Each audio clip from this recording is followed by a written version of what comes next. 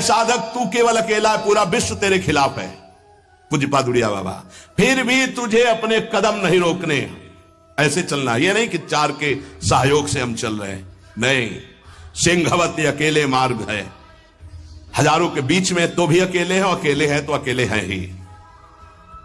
चल चला चल राह में अनुभूतियों का ले सहारा, कौन तेरा साथ देगा, व्यर्थ में किसको पुकारा।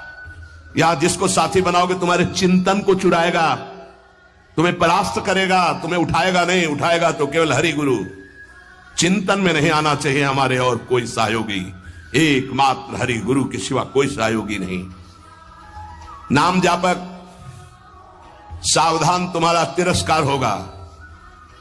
तुम्हें उस तिरस्कार से पराभूत नहीं होना, उदास नहीं होना, निराश नहीं होना। तुम्हें उत्साह संपन्न होकर नाम गाने सदा रुचि, तुम्हारा उत्साह बढ़ना चाहिए। सह गया, बड़ी कृपा हुई। जैसे कोई किसी ने गाली दिया, उपहास किया, तो आप निकल गए तो आपके हृदय में शीतलता आएगी। सह गया, क्रॉस हो गए, एक परीक्षा में पास हुए। राधा राधा राधा, बड़ी कृपा श्री जी की। उसने बहुत अपमान किया, तिरस्कार किया और हमको क्रोधित करने की चेष्टा की, लेकिन हृदय में क्रोध नहीं आया, बचा लिया श्री जी ने। नाम की बड़ी कृपा, बड़ा आनंद आएगा, देख लेना। उस समय उपासक को आराध्य देव की विशेष कृपा समझनी चाहिए, जब तिरस्कार, अपमान, निंदा और झुकना पड़े। झुक गए तो उठ जाओगे, और उठ गए तो टूट जाओगे। ये मार्ग है, समझना। संसारी आदमी क्या देखा, झुका दिया ना, हाँ भैया हम झुक गए। जे ही तुम झुके तो इतने ऊंचे उठा दिए जाओगे कि वो देख नहीं पाएगा, वो ऐसे भी नहीं देख पाएगा, इतने ऊंचे उठ जाओगे। ये मार्ग का रहस्य समझना। जो इस मार्ग में है कि झुक नहीं सकता तो टूटना पड़ेगा, ये माया रौंद देगी तुम्हें। तृणादपि सुनीचेन, झुकना पड़ेगा। झुको, झुकने से ही तुम निकल जाओगे और ऐसी ऊंचाई पर चढ़ जाओगे कि कोई तुम्हें झुका नहीं सकेगा। वो समय आएगा। अतएव इस नाम की महिमा सुनने के बाद यदि नाम में प्रीति नहीं हुई तो पक्का दुर्भाग्य बहुत जोर का है। सदा सर्वत्रास्ते ननु विमलमाद्यम तव पदम तथापेकम स्तोकम नहीं भवतरो पत्रम अभिनत क्षणम जिह्वाग्रस्थम तव तु भगवन्नाम निखिलम समूलम संसारम कृसति कतरत सेव्य मनयो। यद्यपि नाम बहुत पवित्र महामहिम है, निष्कल है, निष्कारण है, ब्रह्म स्वरूप है, तथापि महामहिम करुणामय है, इसलिए घोर पापी की भी जिह्वा नाम को ले सकती है। पर वही नामी सर्वत्र विराजमान है, किसी के भी दुख नहीं मिटा रहा। ध्यान देने का विषय। सर्वदा सर्वत्रास्ते ननु विमलमाद्यम तव पदम, यही परम पद स्वरूप भगवान सबके हृदय में विराजमान, लेकिन सकल जीव जग दीन दुखारी, सबके हृदय अछत विकारी, गोस्वामी जी लिख रहे हैं। लेकिन सकल जीव जग दीन दुखारी, क्यों ऐसा? बोले तहां बेदस कारण राखा, भजन प्रभाव संत श्रुति भाखा। भगवान के होने पर दुर्गति नहीं रुकी, लेकिन सदगुरु के हो जाने पर जो नाम दे दिया आप, सदगति नहीं रुक सकती। प्रभु ये देख लिया कि आपसे भी बढ़कर महिमाशाली और करुणामय आपका नाम है, पर यह है तो आपके हेतु की ही कृपा की हमारी जिह्वा पर आपका नाम आया, आप हमें गुरुदेव रूप से मिले। अब ये नाम संपूर्ण संसार को जो अविद्या सजाती है, इस अविद्या को जड़ मूल से नष्ट कर देगा। अतः प्रभु हमने निर्णय किया है, महर्षियों ने निर्णय किया है कि आपसे बढ़कर के आपकी महिमा, आपका गुण, आपका प्रेम समुद्र जो स्वरूप है, उससे भी बढ़कर के नाम है। क्योंकि आपके होते हुए दुर्गति नहीं रुकी, लेकिन जब नाम हमारी जिह्वा पे आ गया तो सब बात बन गई। आपन्नः संस्कृतिम घोराम यन्नाम विविशो गृणन् ततः सद्यो विमुच्येत यदि बिभेति स्वयं भयम। हर जीव जन्म मृत्यु के चक्र में बड़ा घोर दुख प्राप्त कर रहा है।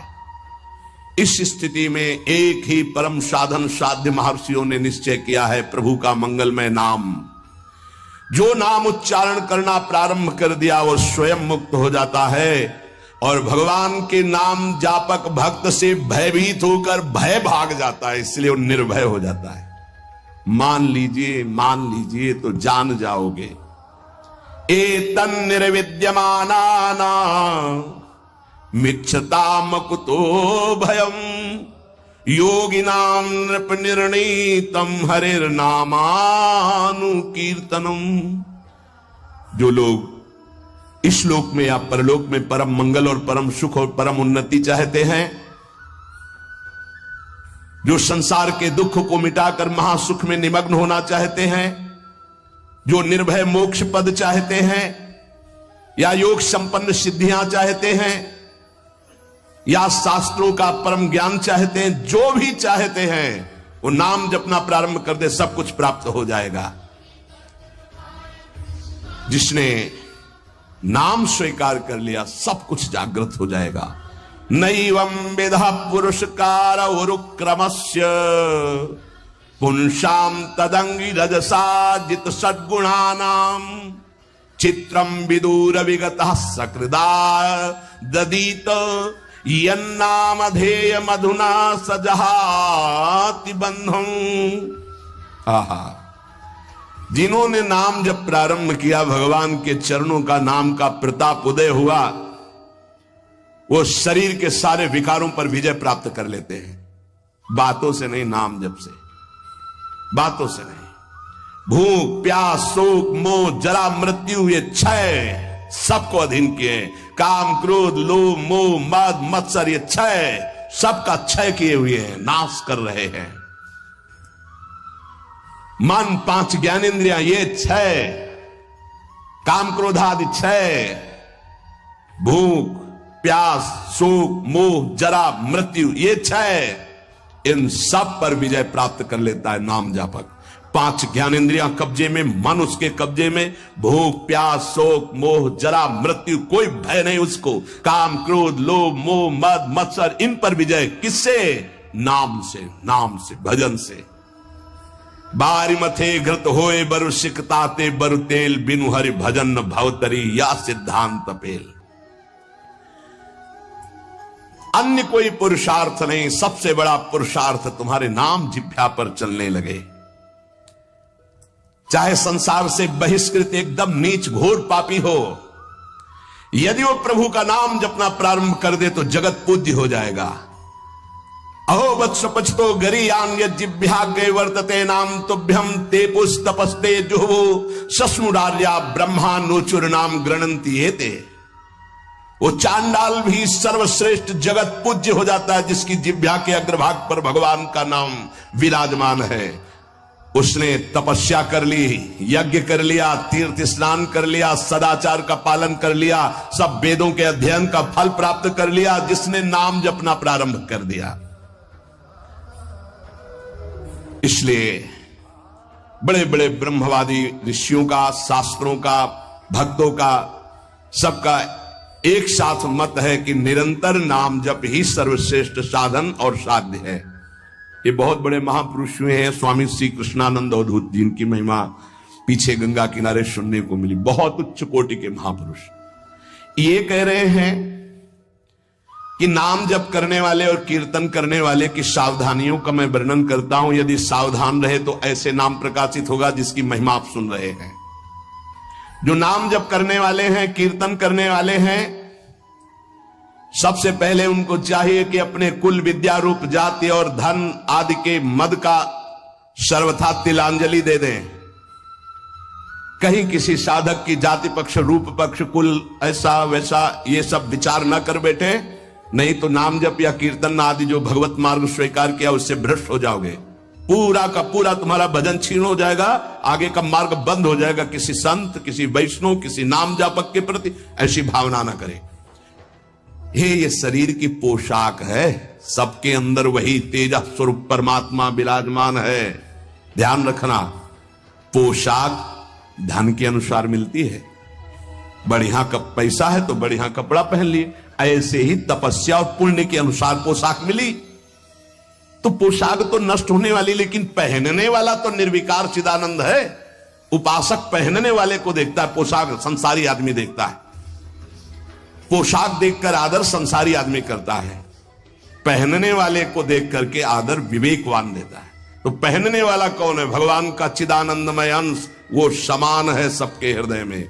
इसलिए आदेश करे, पहला, किसी कुल, विद्या, रूप, जाति, धन आदि का गर्व करके भजन मार्ग में मत चलना। विद्या, रूप, महत्व, कुल, धन, जौबन, अभिमान, सटकंटक देखे जहां, रहे न भक्ति निदान, रहे न भक्ति निदान। स्वांग सब नगर नारी के, बिसैन हाथ बिकाए नहीं रिझवन भतारी के। भरतार श्री हरि को रिझवन रिझाने की सामर्थ्य खो चुका उपासक यदि गर्व कर लिया विद्या का, रूप का, महत्व का, कुल का, धन का, यौवन का, सबसे पहले इन 6 मदों का त्याग करे। ये सटकंटक हैं, भक्ति महारानी हृदय में नहीं जागृत होंगी। तिलांजलि दे दे, भूल कर याद न करे। जब भजन गुरु कृपा से होने लगे तो अपने को बड़ा भजनानंदी समझकर, किसी को तुच्छ समझकर उसका तिरस्कार, हंसी मजाक न कर दे। समझ लीजिए, अगर कहीं अभिमान कर ले तो फिर देवर्षि नारद जी भी जैसे महापुरुष उपहास के पात्र बन गए। पूरा चरित्र कई बार सुनाया है। इतना नहीं,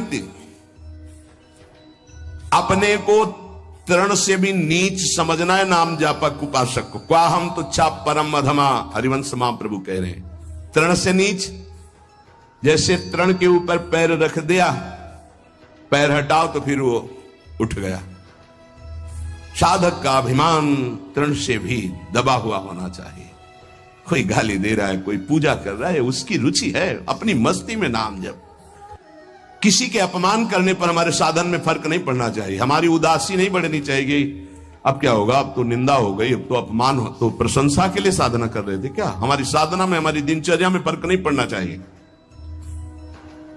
कोई पराभव हमारा करना चाहे तो हमारा साधन नहीं रुकना चाहिए। बहुत बहुत बड़े महापुरुष की बात कर रहे हैं ये जो वर्णन कर रहे हैं, इन्हीं के लिए कह रहे, कभी 1 सेकंड दिनचर्या में फर्क नहीं पड़ता था। साधकों के ऊपर ये बहुत इस बात का शासन करते थे कि साधक अपनी दिनचर्या में उठना और शयन करना से लेकर के पूरी दिनचर्या में राइट टाइम होना चाहिए, तभी सिद्धावस्था प्राप्त होती है। ये नहीं होना चाहिए कि अब जब मन आया तब सो गए, जब मन आया तब जग गए, जब मन आया तो आ गए, जब मन आया नहीं। ऐसा दिनचर्या नहीं होती साधु की, भगवत प्राप्ति वाले की। अपना कोई पराभव कर दे तो हमें कभी अपमानित नहीं होना है, दबना नहीं है। पराभव कर रहा है वो, हमें नीचा दिखाना चाहता है, हमारा दबना माना जाएगा यदि हम अपनी दिनचर्या और साधना छोड़कर उदास होकर बैठे। अब क्या होगा, 4 लोग निंदा करते, 4 लोग खिलाफ, पूरा विश्व खिलाफ हो जाए। अत्यंत दीन भाव से प्रत्येक प्रभु के विधान में प्रसन्न होते हुए नाम जप करो। नाम जापक को बहुत सहनशील होना पड़ेगा। अभी तो नाम महिमा सुनी, अब कैसे जपा जाता है उसको समझिए। जैसे वृक्ष जाड़ा, गर्मी, वर्षा सब द्वंद्वों को सहता है।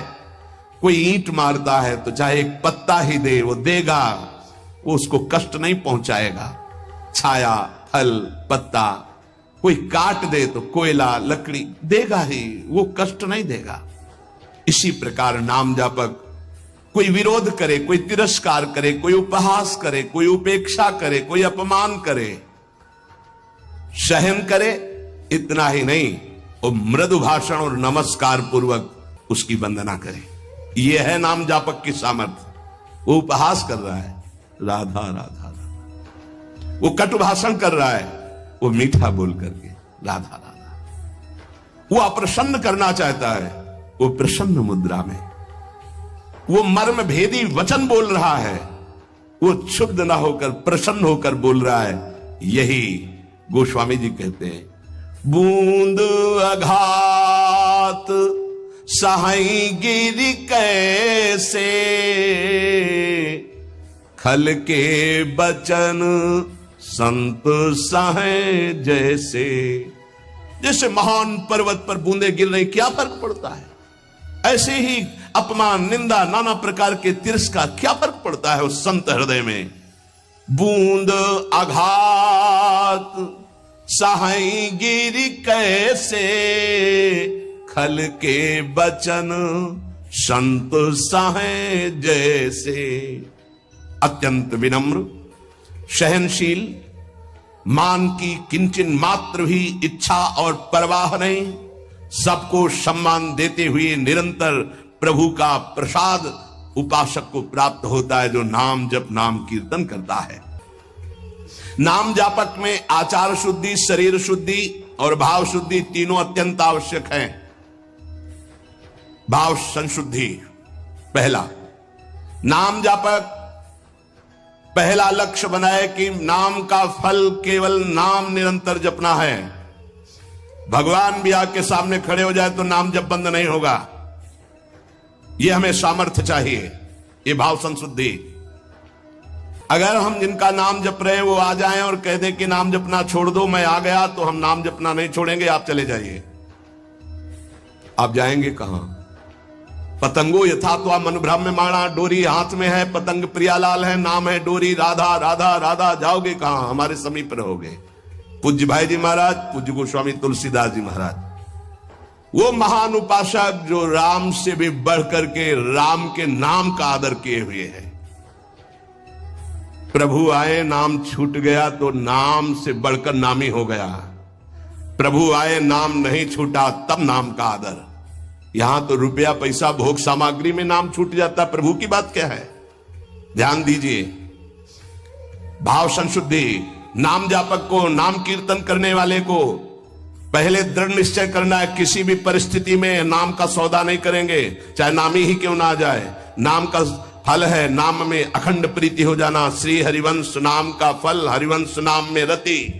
श्री हरिवंश नाम नित कहो, नाम प्रताप नाम फल लहो, नाम हमारी गति सदा। जैसे वह हरिवंश सुनाम पावे, तिन चरणन विश्राम, नाम रटन संतत करे। नाम नाम नाम हमारी गति, नाम हमारा साधन, नाम हमारा साध्य। भाव संशुद्धि, नाम जापक मान बड़ाई छूने न पावे, ईर्ष्या द्वेष परास्त न करने पावे, धन का लोभ, भोग सामग्री का लोभ मन में ना आने पावे। बहुत ध्यान से सुनो, बहुत बड़े महापुरुष, चूंकि इनकी महिमा पहले से सुने, बहुत प्रभावित हृदय है। ये बहुत एकांत प्रिय महापुरुष थे। इन सबसे ज्यादा इनकी प्रसिद्धि थी दिनचर्या। ये अपनी दिनचर्या को श्री भगवान मानने वाले और महान पुरुष, महान बैरागी, प्रतिग्रह शून्य और वस्तु स्थिति के बोध प्राप्त किए हुए अवधूत महापुरुष श्री कृष्णानंद स्वामी जी महाराज। मान बड़ाई नाम जापक को छूने न पावे, ईर्ष्या द्वेष छूने न पावे, लोभ भोगों का संग्रह प्रतिग्रह छूने न पावे। ये मलिन भाव सदैव दूर रहे। ये नाम जापक कीर्तन करने वाले उपासक दंभ ना आने पावे, दिखावा ना आने पावे, बनावटीपन ना आने पावे। ध्यान दीजिए, स्वामी जी कह रहे हैं आजकल नाम जापक कीर्तनकार कीर्तन और नाम जप की ओट में बड़ा अनर्थ कर रहे हैं। बड़े महापुरुष हैं, ये अपनी वासनाओं की पूर्ति का खेल खेलने लगते हैं। ये नाम का कीर्तन का दुरुपयोग करने लगते हैं। जिनको ज्ञान नहीं, ऐसे लोगों को फंसाकर अपनी वासना की पूर्ति करते हैं। ये आजीविका चलाने लगते हैं, अपने को भक्त कहलाकर पुजवाने लगते हैं। कीर्तन मंडली बना करके वासना की पूर्ति करने लगते हैं। ये महापुरुष हैं, इनकी बातें सुननी चाहिए। हृदय से दंभ पाखंड रोग नष्ट हो जाएगा। कीर्तनकार नाम जापक इस विरुद्ध आचरण को कभी छूने न दे अपने जीवन में, चरित्र में। मलिन भाव को दूर से ही रखे तो भाव संशुद्धि होती है। जिसका भाव शुद्ध हो जाता है, नाम जप और नाम कीर्तन में उसके सामने प्रभु दिखाई देते हैं।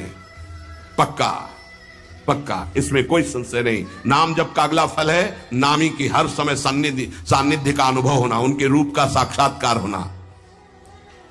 केवल प्रभु को रिझाने के लिए हम कीर्तन करते हैं, नाम जप करते हैं। कोई और सुन ले उसके भाग्य, हम किसी और को सुनाने के लिए नहीं। पवित्र नामों का कीर्तन, पवित्र नाम का जप अंतर और बाहर की पवित्रता, आनंद के लिए। भाव संशुद्धि। अब आचार संशुद्धि। नाम जापक जिनके आचरण गंदे हैं और कहते हैं मैं नाम जप करता हूं, नाम कीर्तन करता हूं, ऐसे लोगों से बहुत दूरी बना के रखनी चाहिए। पूज्य महाराज जी कह रहे हैं ये नाम का जप या नाम का कीर्तन का लाभ नहीं ले पाएंगे। जो लोग अपनी शास्त्रीय मर्यादा का त्याग करके पाश्चात्य सभ्यता का अनुकरण करते हैं और अपने को नाम कीर्तन या नाम जापक कहते हैं, भक्षाभक्ष का विचार नहीं, जितेंद्रियता नहीं, पवित्रता नहीं, इनको कभी नाम सफल नहीं हो पाएगा। यद्यपि ये भी नाम प्रीति से जपे तो उठ जाएंगे, पर ये नाम में दंभ करते हैं, पाखंड करते हैं, वासनाओं की पूर्ति का खेल खेलते हैं। अब जो कह रहे हैं बहुत समझने की बात है। हमारे शब्दों पर ध्यान दिया जाए।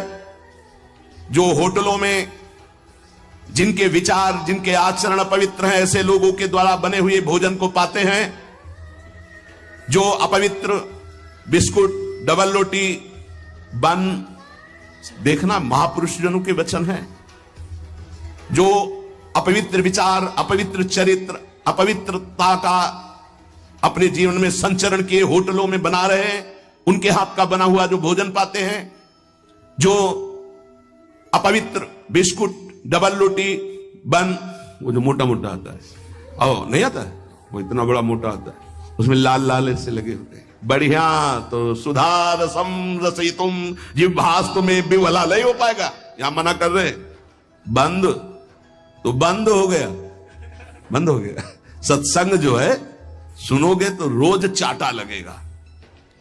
और सच्ची कह रहे हैं, अगर इसके अनुसार चल लोगे तो भजन बढ़िया बनने लगा। सात्विक भाव से ही भजन होता है।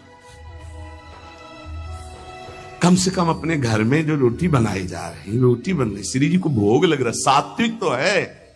कब बना, कैसे लोगों के द्वारा बना, क्या विचारधारा से बना, कितने दिन से वो बना रखा है। अगर शाम की रोटी सुबह दी जाए ना तो अभी हो जाएगा कि हम नहीं खाएंगे, बासी है। और 10 दिन महीना भर का बनाओ, बंद क्या कहते हैं, नहीं 10-15 दिन की तो होती होंगी, 5-6 दिन 10 दिन की वो डबल रोटी होती। अब हमें तो ज्यादा कुछ पता नहीं, लेकिन होती होंगी क्योंकि दुकानों में बिकती हैं। अब ऐसा तो नहीं कि ताजी फैक्ट्री से निकल के हमारे सामने आ गई थाल में, ऐसा तो नहीं। उनमें तुम बासी नहीं देखते हो, उनमें तारीख भले देखते होगे कि एक्सपायर हो गई कि नहीं है। अगर शाम की एक्सपायर हो गई तो भी चल जाएगी कि क्योंकि कल की तक देखो आप मना कर रहे हैं। अगर मान लो तो मान लो, नहीं सुबह नाश्ता बिस्कुटे से करने का मन होगा, और आप मना कर रहे हैं। अपने घर की एक रोटी बना लो, हल्का सा नमक लगा के फिर पालो तो कैसा रहेगा। उसके साथ आप नाश्ता कर लो, एक रोटी बना लो। ये डबल रोटी की क्या जरूरत है, फिर डबल बुद्धि हो जाएगी। डबल रोटी में बुद्धि डबल हो जाएगी। बन नाम जप में बन नहीं लगेगा। हाँ, माला हाथ में बार बार ऐसे ऐसे करोगे, चर्बी बढ़ जाएगी। भजन के लिए भाई मना कर रहे स्वामी जी। होटलों का भोजन, बिस्कुट, डबल रोटी, बन, प्याज लहसुन से बना हुआ भोजन, फिर आगे तो बहुत ही निषिद्ध है जो अंडा मांस मदिरा आदि का सेवन करते हैं। ये जो लोग ऐसा भोजन करते हैं व्यर्थ में अपने को भजनानंदी और प्रभु प्रेमी बताते हैं। प्रभु प्रेमी कहकर अपने स्वधर्म का अपमान मत करो, अपने धर्म का तिरस्कार मत करो। ऐसा भोजन पाने वाला कभी भजनानंदी नहीं हो सकता। ये महापुरुषों के वचन है। कैसे चित्त शुद्ध हो सकता है?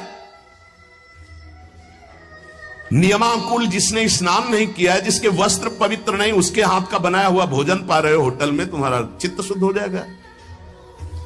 सात्विक आहार का सेवन करने वाला ही, सात्विक वृत्ति वाला ही आगे भजन में बढ़ता है। जो राजसिक तामसिक भाव वाले पुरुषों के द्वारा बना बनाया भोजन स्पर्श कर लिया जाए तो उसमें रजोगुण तमोगुण आ जाता है।